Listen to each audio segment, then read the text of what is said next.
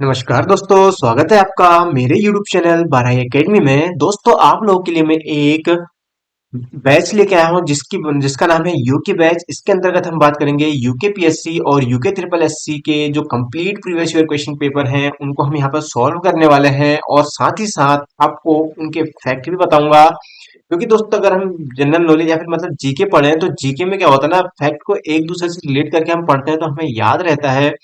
आपको यहाँ पे क्वेश्चन से रिलेटेड मैं आपको सारे फैक्ट बताऊंगा। दोस्तों, जो हमारी सीरीज होने वाली है ये कम से कम हमारी 1500 प्लस एमसीक्यू क्वेश्चन जो होते हैं ना, एमसीक्यू क्वेश्चन जो मल्टीपल चॉइस क्वेश्चन है उसकी एक सीरीज है। 1500 से ज्यादा ही होंगे। आज है हमारी पहली वीडियो, जो आपके लिए शायद मुझे लगता है कि यार मैं जो अपना 100% दे रहा हूँ ये कहीं ना कहीं आपके एग्जाम के लिए काफी ज्यादा महत्वपूर्ण हो सकता है। ठीक है, आप इस वीडियो को ध्यान से देख लीजिए। आज है हमारी पहली क्लास। तो पहली क्लास में हम बात करेंगे जो प्रीवियस ईयर क्वेश्चन पेपर है उसके पहले क्वेश्चन की। तो दोस्तों, आज का जो हमारा पहला क्वेश्चन है, पहले क्वेश्चन की बात करें तो पहला क्वेश्चन है दोस्तों, कालसी शिलालेखों की खोज किसने की थी। तो यहाँ पे दोस्तों ऑप्शन है कालसिस E.T. एटकिंसन, ए कनिंघम, या फिर जॉन फॉरेस्टर, या विलियम जोन्स। दोस्तों, जो कालसी शिलालेख हैं यानी कि जो कालसी में एक लेख मिले हैं, शिलालेख का मतलब आपको पता ही होगा। शिलालेख मतलब होता है पत्थरों पर लिखे गए लेख। ठीक है, जो पत्थरों पर लेख लिखे गए थे उन्हें ही शिलालेख कहा गया है। ठीक है, तो एक कालसी में एक शिलालेख मिले हैं, तो ये शिलालेख की खोज किसने करी थी। तो दोस्तों, जो कालसी के शिलालेख हैं इनकी खोज करी थी जॉन फॉरेस्टर ने। ठीक है, कालसी शिलालेख कहाँ पे स्थित है दोस्तों। अगर हम बात करें कालसी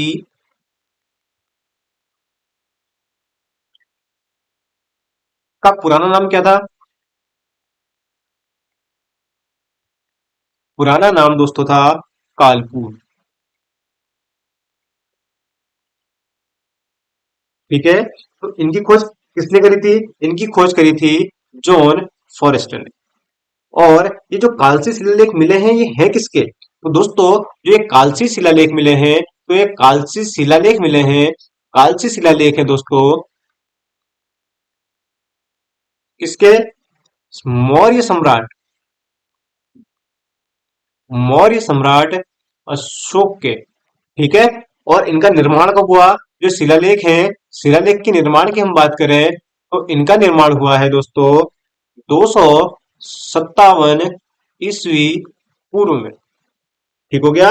और इनकी भाषा कौन सी थी। इनकी जो भाषा है, भाषा थी इनकी प्राकृत, और लिपि इनकी थी ब्राह्मी। लिपि क्या थी, ब्राह्मी। अगर प्रश्न बनता है कि जो कालसी शिलालेख हैं, शिलालेखों की भाषा और लिपि क्या थी, आपकी हो गई कालसी शिलालेख की भाषा हो गई प्राकृत और लिपि हो गई ब्राह्मी। ठीक है, इनकी खोज करी थी जॉन फॉरेस्ट ने, करी थी 1960 में करी थी, सॉरी 1860 ईस्वी में करी थी। ठीक हो गया। और स्थानीय भाषा में इसको चित्रशिला कहा गया है। क्या कहा गया है, स्थानीय भाषा में इसको चित्रशिला कहा गया है। मतलब जो शिलालेख हैं इनको स्थानीय भाषा में, स्थानीय भाषा में क्या कहा गया है, चित्रशिला। ठीक हो गया। अगला क्वेश्चन है हमारा दोस्तों, उत्तराखंड के इतिहास पर प्रकाश डालने वाला प्राचीनतम ताम्रपत्र है। यहाँ पे ऑप्शन है हमारे कालेश्वर ताम्रपत्र, पांडुकेश्वर ताम्रपत्र, या कंडारा ताम्रपत्र, या इनमें से कोई नहीं। दोस्तों, जो तालेश्वर ताम्रपत्र है, ठीक है, तालेश्वर ताम्रपत्र से हमें किसकी जानकारी मिलती है। दोस्तों, ये पौरव वंश की जानकारी मिलती है। पौरव वंश की जानकारी मिलती है हमें तालेश्वर ताम्रपत्र से। और जो पांडुकेश्वर ताम्रपत्र है इससे हमें दोस्तों मिलती है कत्यूरी वंश की जानकारी, कत्यूरी वंश की जानकारी। और जो कंडारा ताम्रपत्र है इससे भी हमें मिलती है कत्यूरी वंश की जानकारी। ठीक हो गया। तो दोस्तों, जैसे हम उत्तराखंड का इतिहास पढ़ते हैं तो हम पहले पढ़ते हैं पौरव वंश।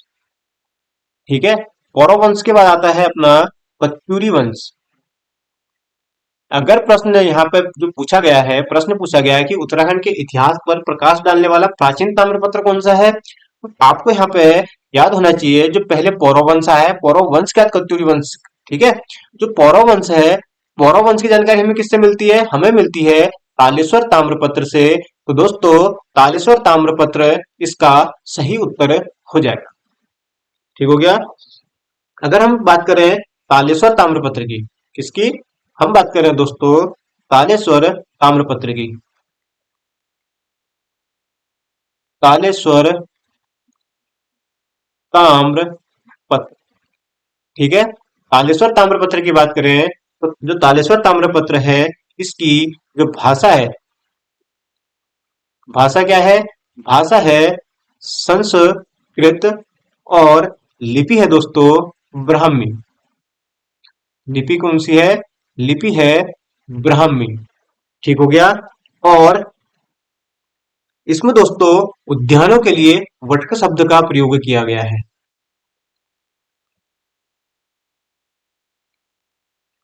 उद्यानों के लिए वटक शब्द का प्रयोग। ठीक हो गया। और अगला क्वेश्चन अगर हम बात करें, हमारा अगला क्वेश्चन है आज का, कौन सा मंदिर 12 ज्योतिर्लिंगों में शामिल है।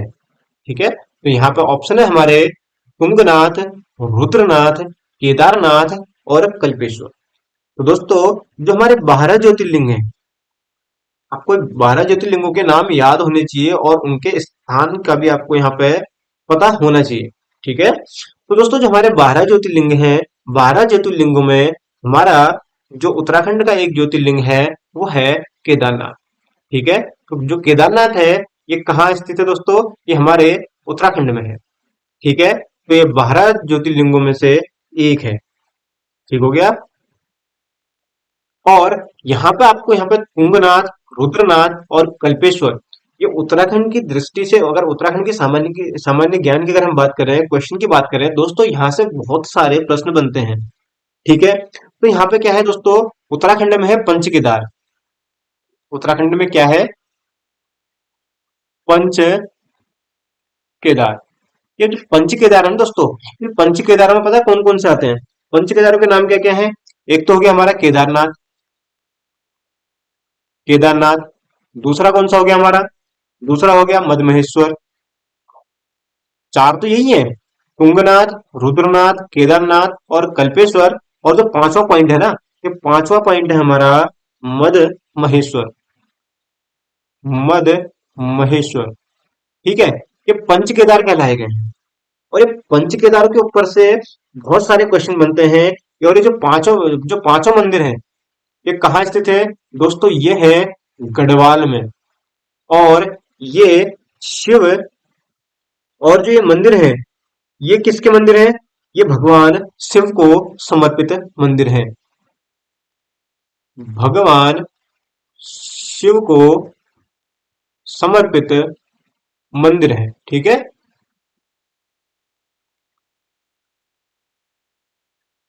तो यहाँ पे प्रश्न क्या बनता है, एक तो इसमें प्रश्न ये बनेगा, आपको हो सकता है आयोग पूछ सकता है, यहाँ पे बहुत सारे मंदिरों के नाम दे सकता है। जैसे यहाँ पे मैं बात करूं, महाकालेश्वर, जो हमारे 12 ज्योतिर्लिंग हैं, यहाँ पे ऐसा भी पूछ सकता है कि इनमें से कौन सा जो ज्योतिर्लिंग जो मंदिर है ये हमारे पंच केदार में शामिल नहीं है।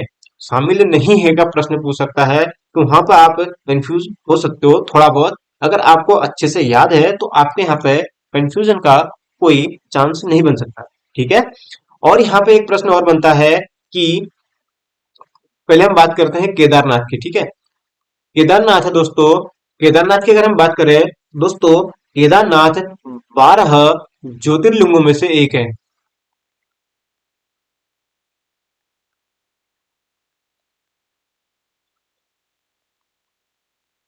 12 ज्योतिर्लिंगों में से एक है। और दूसरा अगर हम बात करें यहाँ पे दोस्तों, मद महेश्वर की, मद महेश्वर की दोस्तों, यहाँ पे जो मद महेश्वर है, ठीक है, इसको मध्य महेश्वर भी कहा जाता है। यहाँ पे भगवान शिव के भगवान शिव के नाभि की पूजा होती है। ठीक है, या फिर ऐसा भी प्रश्न बन सकता है कि जो मदमहेश्वर मंदिर है ये भगवान शिव के किस भाग के रूप में प्रतिष्ठित है, भगवान शिव के किस भाग के रूप में प्रतिष्ठित है। तो आपका उत्तर होगा नाभि, क्योंकि यहाँ पे नाभि की पूजा होती है। या फिर किसकी पूजा होती है पूछेगा, या फिर वो पूछेगा कि भगवान शिव के कौन से भाग के रूप में प्रतिष्ठित है, तो आपका उत्तर होगा नाभि। ठीक है, और जो तीसरा यहाँ पर हमारे तीसरे जो मंदिर की बात करें वो है तुंगनाथ।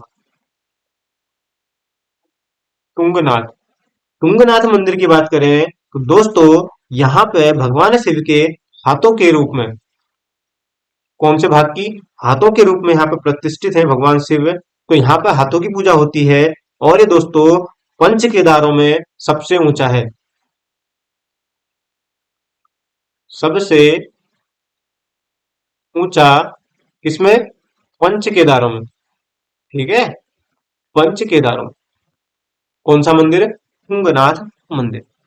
और चौथा जो हमारा मंदिर है यह है रुद्रनाथ। रुद्रनाथ की अगर हम बात करें तो दोस्तों यहाँ पे मुख की पूजा होती है। ठीक है, और यहाँ पे कुछ मतलब प्रश्न इस तरीके से भी मैंने आपको बताया कि यहाँ पे प्रश्न ये भी बन सकता है, रुद्रनाथ जो मंदिर है वो भगवान शिव के कौन से रूप या फिर कौन से भाग के रूप में प्रतिष्ठित है। तो आपका उत्तर होगा मुख, क्योंकि यहाँ पे मुख की पूजा होती है। और लास्ट में हमारा जो पांच पंच केदारों में जो वो है, पंच केदारों में से पांचवा मंदिर है वो है कल्पेश्वर। कल्पेश्वर में दोस्तों किस भाग की पूजा होती है, तो यहाँ पे दोस्तों बालों की पूजा होती है। अगर प्रश्न बन सकता है, कुछ इस तरीके से बन सकता है कि भगवान शिव के बालों को कौन से मंदिर में पूजा जाता है, या फिर जो भगवान शिव के बाल हैं वो बालों के रूप में कहाँ प्रतिष्ठित है। आपका उत्तर होगा कल्पेश्वर। या फिर प्रश्न यहाँ पे मिलान करने को भी बोल सकता है कि यहाँ पे उनने लिख दिया केदारनाथ, आपको यहाँ पे याद होना चाहिए कि कहाँ पे कौन सा भाग। ठीक है, उनने बोला केदारनाथ 12 ज्योतिर्लिंगों में से एक, या फिर उसने बोल दिया मद महेश्वर, नाभि कौन सा गलत है पूछेगा। ठीक है, नाभि। और यहाँ पे तीसरा उन्होंने दे दिया तुंगनाथ, तुंगनाथ उन्होंने लिख दिया हाथ, और यहाँ पर उन्होंने लिख दिया रुद्रनाथ, उनने यहाँ पे लिख दिया रुद्रनाथ, और यहाँ पे लिख दिया बाल। तो आपको पता होना चाहिए कि रुद्रनाथ जो मंदिर है, रुद्रनाथ में भगवान के मुख्य रूप में प्रतिष्ठित मंदिर है। ठीक हो गया। अगर हम अगले प्रश्न की बात करें, अगला हमारा प्रश्न है कुमाऊं में कौन सा स्थान रंगवाली पिछोड़ी के नाम से जाना जाता है। ऑप्शन है यहाँ पे हमारे अल्मोड़ा, पिथौरागढ़, बागेश्वर और चंपावत। ठीक है, तो दोस्तों जो ये चारों नाम है, ये चारों नाम अगर हम बात करें गढ़वाल और कुमाऊं, ये कुमाऊं के हिस्से के हैं। ठीक है, ये कुमाऊं में आते हैं, किसमें आते हैं, कुमाऊं में। तो यहाँ पे दोस्तों इसका आंसर है अल्मोड़ा को रंग वाली पिछौड़ी के लिए जाना जाता है। और अल्मोड़ा की अगर हम बात करें, अल्मोड़ा की यहाँ पे फैक्ट की अगर हम बात करें तो दोस्तों अल्मोड़ा जो है कोसी नदी और सुयाल नदी के तट पर स्थित है। कोसी और सुयाल नदी के तट पर। और क्या है यहाँ पे दोस्तों, और यहाँ पर हम बात करें पिथौरागढ़ की, पिथौरागढ़ का पुराना नाम क्या था, सोर घाटी, सोर घाटी था पिथौरागढ़ का पुराना नाम। ठीक है, और बागेश्वर की बात करें तो बागेश्वर को दोस्तों उत्तर का वाराणसी भी कहा जाता है। बागेश्वर को उत्तर का वाराणसी भी कहा जाता है। ठीक है, और चंपावत की बात करें तो दोस्तों जो चंपावत है आपको इसके बारे में पता होना चाहिए। जो चंपावत है, चंपावत दो नदियों के किनारे स्थित है, किसके संगम पर, एक है गड़की गाड़ और चंपावती नदी पे। और अगर हम बात करें उत्तराखंड के प्राचीन इतिहास की, हमने प्राचीन इतिहास की अगर हम बात करें, एक यहाँ पे है कांतेश्वर पर्वत, कांतेश्वर पर्वत, जहां पे भगवान विष्णु का कच्छप अवतार हुआ, जो पर्वत का आकार कच्छप की पीठ के समान है। ठीक है, ये भी चंपावत में स्थित है। और अगले क्वेश्चन की हम बात करें तो अगला क्वेश्चन हमारा, करगेत का बद्रीनाथ मंदिर किस शासक द्वारा बनाया गया था? ठीक है, अगर आपने हिस्ट्री नहीं पढ़ी है तो दोस्तों 1 जनवरी, आपको यहाँ पे मैं बता देता हूँ एक अनाउंसमेंट के बारे में। 1 जनवरी, 1 जनवरी 2026 से दोस्तों हम लेके आने वाले हैं परीक्षा दर्शन सीरीज, परीक्षा दर्शन सीरीज, जिसमें हम संपूर्ण उत्तराखंड जी के जीएस के बारे में बात करने वाले हैं। इसमें हम ये हमारा एक तरीके का फाउंडेशन कोर्स है। तो यहाँ पे दोस्तों आपको यहाँ पे पूरा उत्तराखंड का आपको संपूर्ण ज्ञान मिलेगा। ठीक है, तो यहाँ पे आपको परीक्षा दर्शन सीरीज को यहाँ पे फॉलो करना है अगर आप बेसिक से पढ़ना चाहते हो। ठीक है, तो यहाँ पे हम बात करेंगे, यहाँ पे पूरा जो उत्तराखंड का इतिहास है, चाहे वो जियोग्राफी है उत्तराखंड की, हम उसको यहाँ पे बेसिक टू एडवांस पे चलेंगे। ठीक है, बेसिक टू एडवांस की ओर यहाँ पे हम चलेंगे। ठीक, और साथ ही साथ आपको हम देंगे एमसीक्यू सीरीज, जिसमें आप प्रैक्टिस कर सकते हो हमारे टेलीग्राम चैनल पे। ठीक है, टेलीग्राम चैनल पे लिंक आपको मिल जाएगी डिस्क्रिप्शन पे। ठीक है, लिंक मिल जाएगी आपको डिस्क्रिप्शन। तो दोस्तों यहाँ पर हम बात कर रहे हैं करगेत का जो बद्रीनाथ मंदिर है किस शासक के द्वारा बनाया गया था। तो यहाँ पे आपके ऑप्शन है रुद्रचंद, बाज बहादुर चंद, कल्याण चंद चतुर्थ, या फिर गरुड़ ज्ञान चंद। ठीक है, तो आपका उत्तर होगा बाज बहादुर चंद। बाज बहादुर चंद ने दोस्तों करगेत का बद्रीनाथ मंदिर बनाया था। ठीक है, अब यहाँ पे हम बात करें बाज बहादुर चंद। बाज बहादुर चंद की बात करें तो उत्तराखंड में जजिया कर लगाने वाला शासक, जजिया कर लगाया इन्होंने। ठीक है, जजिया कर, जजिया कर क्या था इसका, आप जो जजिया कर के बारे में आप इसका उत्तर आप देंगे कमेंट में। ठीक है, जजिया कर। और नमक कर लगाने वाला पहला कुमाऊं शासक, और नमक कर, नमक कर लगाने वाला पहला शासक कौन था?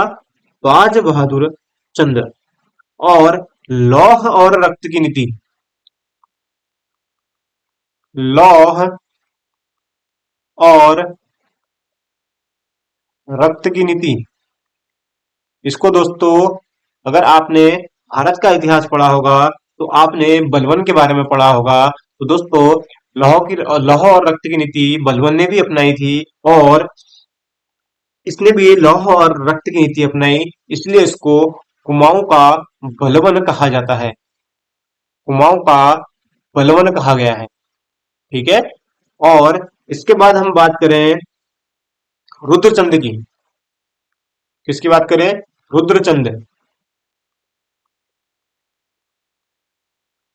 रुद्रचंद्र की बात करें तो दोस्तों ये चंद वंश का 45वां शासक था। चंद वंश का 45वां शासक था, और इसने मल्ला महल का निर्माण करवाया था। मल्ला महल कहा दोस्तों?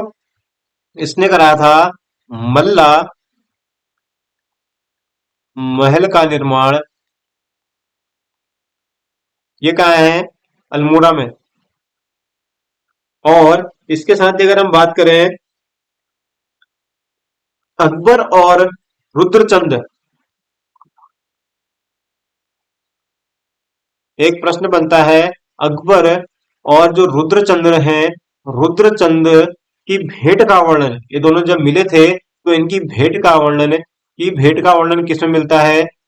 भेंट का वर्णन मिलता है दोस्तों आइन ए अकबरी में।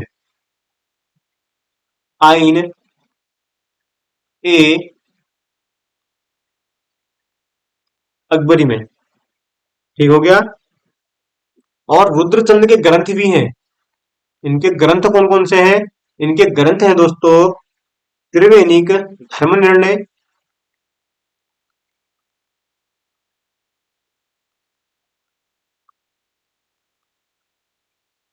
और दूसरा है उषा, उषा रुद्र गोदया, और सैनिक शास्त्र।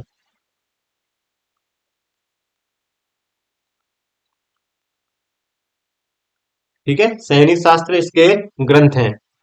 और इसके अलावा अगर हम बात करें गरुड़ ज्ञानचंद के बारे में, तो दोस्तों गरुड़ की उपाधि इसमें गरुड़ ज्ञानचंद्र के ऊपर एक प्रश्न बनता है कि इसको गरुड़ की उपाधि किसने दी थी? गरुड़ की उपाधि दी थी दोस्तों इसको फिरोज शाह तुगलक ने। किसने दी थी? फिरोज शाह तुगलक ने। और नेक्स्ट क्वेश्चन की बात करें तो हमारा नेक्स्ट क्वेश्चन है भारत का सुदूर संवेदी संस्थान कहाँ स्थित है? ऑप्शन है हमारे देहरादून, पिथौरागढ़, देवप्रयाग और मुनि की कृति। तो दोस्तों जो भारत का सुदूर संवेदी संस्थान है ये कहाँ स्थित है? यह है दोस्तों देहरादून में। और इसमें बात करें एक दोस्तों इंपोर्टेंट आता है लोक संस्कृति संग्रहालय। लोक संस्कृति संग्रहालय ये कहाँ है दोस्तों? ये है आपका भीमताल में। यह है आपका भीमताल में। और एक और यहाँ पे लिख लीजिए आप, यह है राव वीरेंद्र शाह संग्रहालय। राव वीरेंद्र शाह संग्रहालय ये कहाँ है? तो दोस्तों ये है देहरादून में। और एक और है श्रीनगर पौड़ी में मौलाराम आर्ट गैलरी।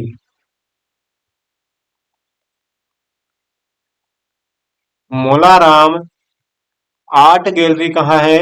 दोस्तों ये भी है आपका श्रीनगर पौड़ी में। श्रीनगर पौड़ी में। ठीक हो गया।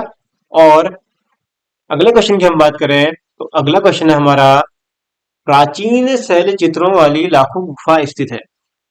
ठीक है, प्राचीन शैल चित्रों वाली जो लाखों गुफा स्थित है कहाँ स्थित है?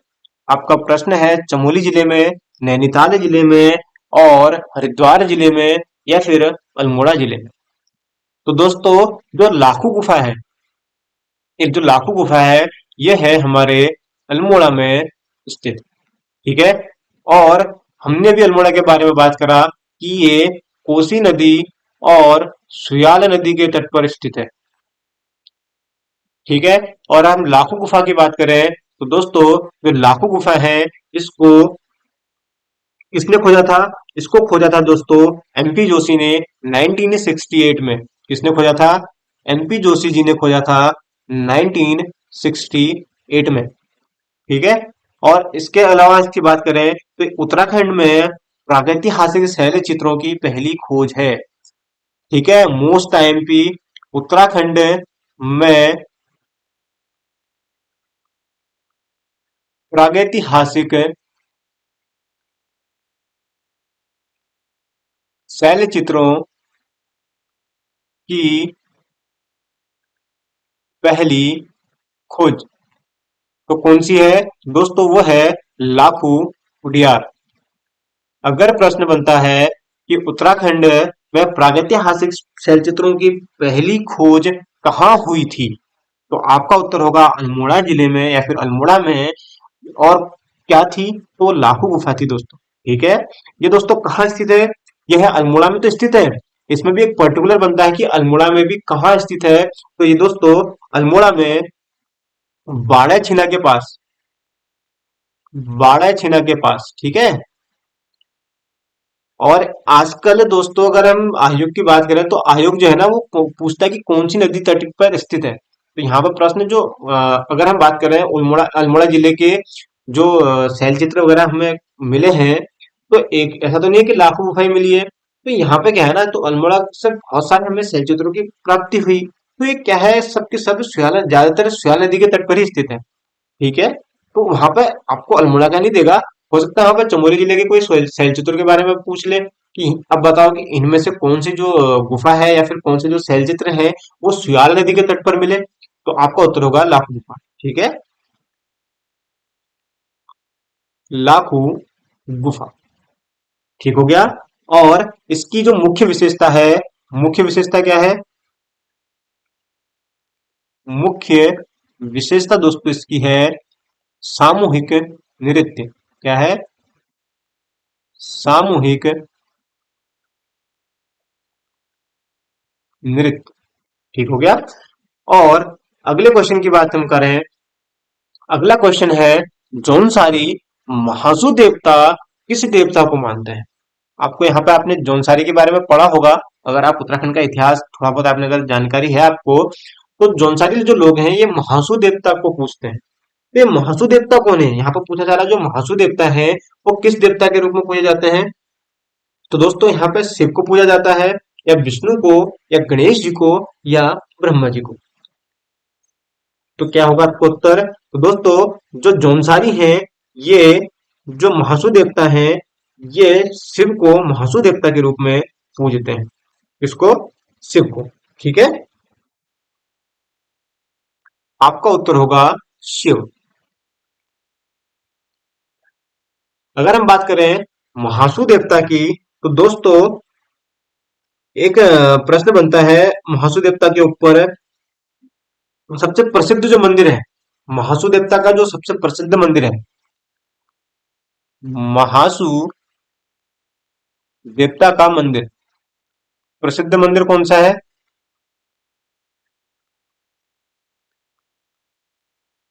प्रसिद्ध मंदिर है दोस्तों नूल का। सॉरी, हनूक हो गया है, हनूल। ठीक है, हनूल का महासू देवता का मंदिर। ठीक है दोस्तों, जो हनूल का महासू देवता का मंदिर है, सबसे प्रसिद्ध मंदिर है महासू देवता का। इसके ऊपर एक प्रश्न बनता है जो हनूल का महासू देवता का मंदिर है ये किस शैली में निर्मित है? ठीक है, या फिर किस शैली में बनाया गया? तो दोस्तों ये बनाया गया हूण शैली में निर्मित है। हूण शैली में निर्मित है। हूण शैली में निर्मित। ठीक है। और इसमें दोस्तों जो महासू देवता है वो जो जौनसारी के इष्ट देवता है। ठीक है, जो कि शिव के अवतार हैं। ठीक है, इनका मानना है कि जो महासू देवता है वो क्या है, शिव के अवतार हैं। ठीक है, प्रत्येक वर्ष महासू देवता की याद में जागरण मेला भी लगता है। जागरा मेला। ठीक है, जागरा मेला लगता है प्रत्येक वर्ष।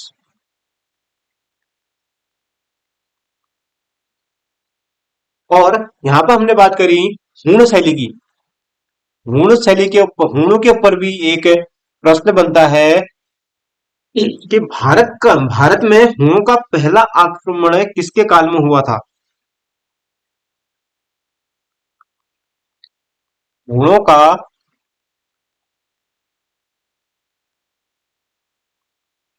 पहला आक्रमण किसके काल में हुआ था? गुप्त काल में। गुप्त काल में। तब गुप्त काल में किसका राज्य था? था स्कंद गुप्त का। ठीक है, इसके ऊपर भी प्रश्न बन चुका है। तो उसमें क्या होता है, जो हूण आक्रमण हुआ था, हूण जो हूणों ने आक्रमण करा था वो किसके काल में करा था? गुप्त काल में करा था। जब हूणों ने आक्रमण करा गुप्त काल में, तब उत्तराखंड में राज्य किसका चल रहा था? तब उत्तराखंड में कृतपुर राज्य पर भी हूणों का आक्रमण हुआ था। कौन सा? कृतपुर जो राज्य था उस पर भी हूणों का आक्रमण हुआ था। और जो राहुल साकृत्यानंद, आपने इनका नाम सुना होगा, जो राहुल साकृत्यायन थे साकृत्यायन थे, तो इनने इनके अनुसार हिमालय का जो कुछ भाग था वो हूण राजा जो तोरमाड़ थे, जो हूण राजा तोरमाड़ और जो मिहिरकुल थे उनके राजा, हूणों के राजा, उनके अधीन रहा। ठीक हो गया। तो आपको यहाँ पे कंफ्यूज होने की जरूरत नहीं है। ठीक, तो मैं आपको फैक्ट लिखा रहा हूं, तो आपको ये फैक्ट लिख लेना है। पहला आक्रमण गुप्त काल में हुआ था। जब गुप्त काल हमारे इंडिया पे, जब गुप्त काल चल रहा था, गुप्त काल मतलब कि गुप्तों का शासन चल रहा था, तब स्कंद गुप्त का शासन था जब हुणों का पहला आक्रमण हुआ। उत्तराखंड में कृतपुर राज्य था। ठीक है, कृतपुर राज्य था। कृतपुर राज्य एक तरीके से कहा जाता है, जो कुलिंद थे, कुलिंद ही कृतपुर राज्य को चला रहे थे। ठीक है, ये भी उत्तराखंड का इतिहास है। जब आप उत्तराखंड का इतिहास पढ़ेंगे तो आपके कॉन्सेप्ट क्लियर होते जाएंगे। ठीक हो गया। और यहाँ पे अगर हम बात करें अगले क्वेश्चन की, अगला क्वेश्चन है हमारा यहाँ पे, हिलजी या, हिलजी यात्रा उत्सव कहाँ मनाया जाता है? हिलजी यात्रा उत्सव कहाँ मनाया जाता है? आपके ऑप्शन है यहाँ पे, अल्मोड़ा में, बागेश्वर में, पिथौरागढ़ में या चमोली में। तो दोस्तों इसका आंसर है पिथौरागढ़। पिथौरागढ़ में क्या मनाया जाता है? हिल्स यात्रा उत्सव मनाया जाता है।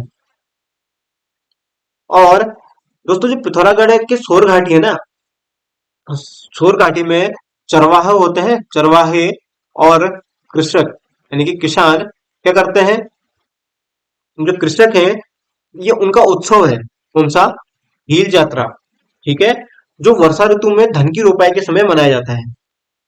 सॉरी, धान की रोपाई मैं बोल रहा हूँ, धान की रोपाई के समय बनाया जाता है। और इस अवसर पर स्वांग नृत्य किया जाता है। स्वांग नृत्य किया जाता है।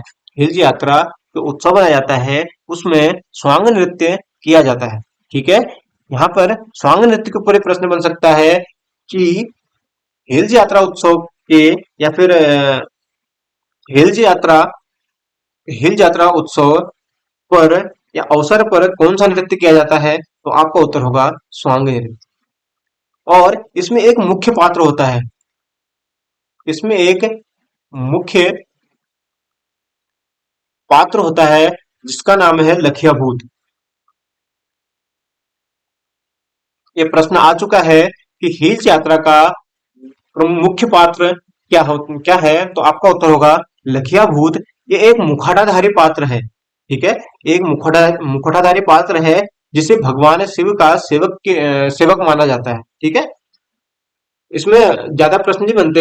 हिल यात्रा उत्सव कहाँ मनाया जाता है? तो पिथौरागढ़ में मनाया जाता है। पिथौरागढ़ हमारा उत्तराखंड का एक हिस्सा है जो कि कुमाऊं में आता है। और ये कब मनाया जाता है? तो दोस्तों ये वर्षा ऋतु में मनाया जाता है, धान की रोपाई के समय मनाया जाता है। और ये पिथौरागढ़ के जो सोर घाटी है, आपको मैंने थोड़ी देर पहले बताया था कि जो पिथौरागढ़ है उसका पुराना नाम सोर घाटी है। ठीक है, तो वहां पे चरवाहे और कृषक ये उत्सव मनाते हैं। और इस उत्सव के अवसर पर स्वांग नृत्य किया जाता है, जिसमें एक लखिया भूत नाम का मुख्य पात्र होता है जिसको भगवान शिव का सेवक माना जाता है। ठीक है दोस्तों, ये था आज की हमारी वीडियो में। अब मिलते हैं हम अपनी अगली क्लास में। अगर आपको ये क्लास पसंद आई, इसको लाइक, शेयर और चैनल को सब्सक्राइब जरूर करना। तो दोस्तों मिलते हैं हम अपनी नेक्स्ट वीडियो में। और दोस्तों अभी हाल ही में यूके ट्रिपल एससी की ओर से कुछ जॉब वैकेंसीज आई हैं, जो कि मतलब उसमें मुझे ऐसा लग नहीं रहा कि कोई एलिजिबल होगा, क्योंकि किसमें पता नहीं उन्होंने डिप्लोमा मांगा है फोटोग्राफी में। तो यार ठीक है, इसके बाद जो नेक्स्ट है, अभी 12,000 पदों की घोषणा करी है मुख्यमंत्री जी ने। तो हो सकता है, अब पता नहीं कब तक आएंगी, क्योंकि अभी अगले 2027 में चुनाव भी हैं, तो उस वजह से आ जाए। ठीक है, तो आप अपनी मेहनत में लगे रहें और मेहनत करते रहें, एक ना एक जॉब तो हाथ लगी जाएगी। तो बेफिक्र होकर पढ़ें। तो दोस्तों मिलते हैं अपनी अगली वीडियो में।